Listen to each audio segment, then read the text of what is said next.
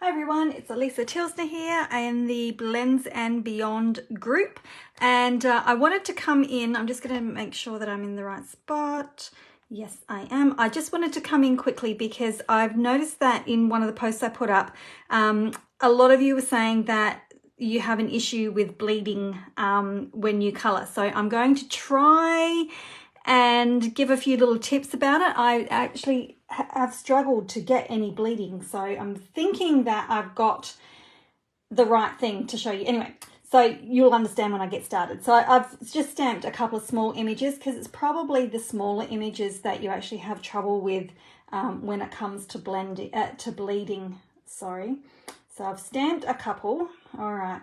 Now I've tried to mimic what I think has been happening. I'm not 100% sure because, like I said, I don't experience any bleeding at all when I colour. And it doesn't matter what colour I colour with, I still don't get any bleeding. Like reds are a very stubborn colour. It's just in the nature of any red to be stubborn.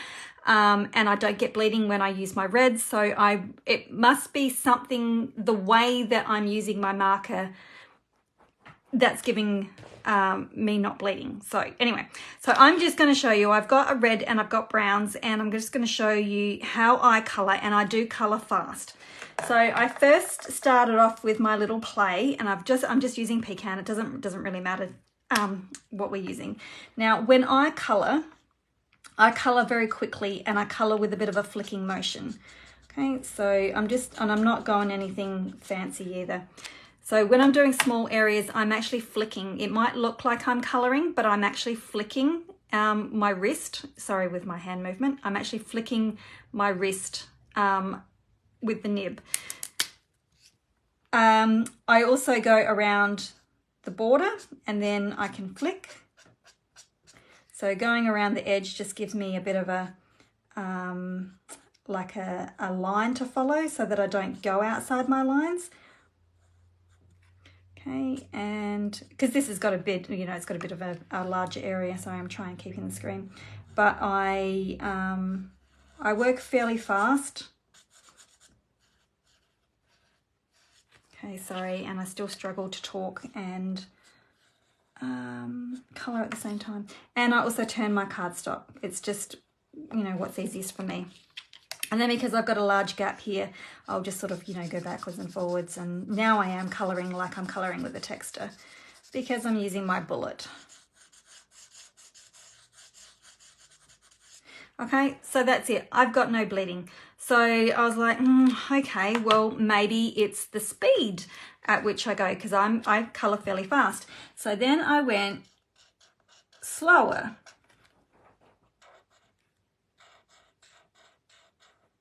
And I'm not doing any fancy blending. This is just to demonstrate the speed and stuff. So I'm going slower,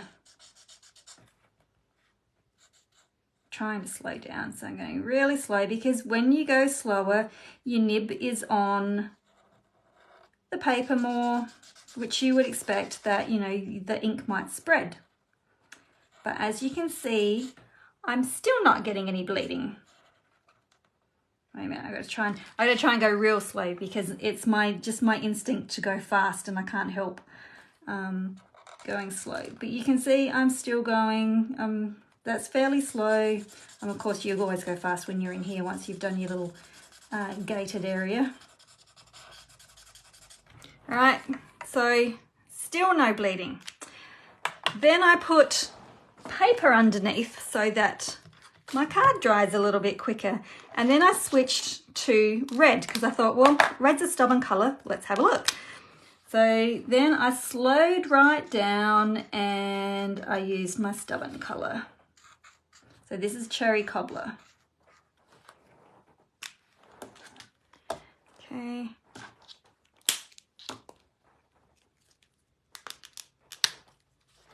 So going slowly.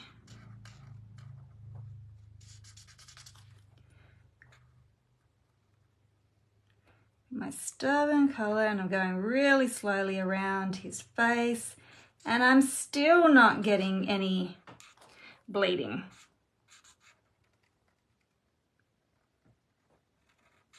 All right, so there's no bleeding whatsoever. I can swing this around and do my other nib. This is a Copic nib on here, but I can still slow it right down.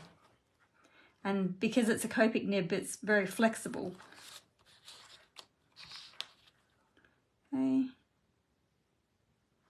Look how flexible that nib is.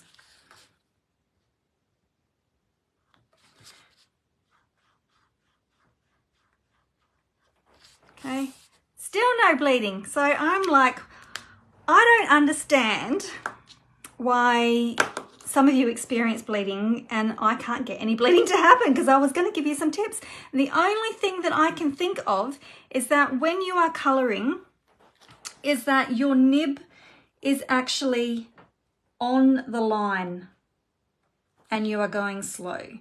That is the only thing that I can think of, is that the nib is actually on the, see if I can do it around here, is actually see, I'm on the inside of the line, and what I think might be happening is that if you are colouring on that line, then you will get bleeding, and if you're going slow.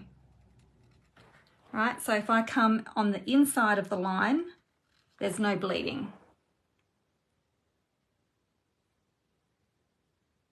Okay, so hopefully, hey everyone, sorry, I didn't even notice the comments. So hopefully that is, that's the only thing that I can think of as to why I don't get any bleeding, is because that nib is on the inside and not actually, I'm running out of line now, and not actually on the line. See, as soon as I go on the line, it bleeds outside the image. That's it. That's all I can think. Inside the line, on the line. So I've tried going slow. I've tried going my usual pace. I've tried it all, and here they are. Here's all my other images that I coloured in. And this one, here, let me pull back a little bit so you can see all my sloths. So this one here and this one here is the ones where I actually put the nib on the black line and not on the inside of the line. So that is probably the only advice that I can give you. I even tried this one here.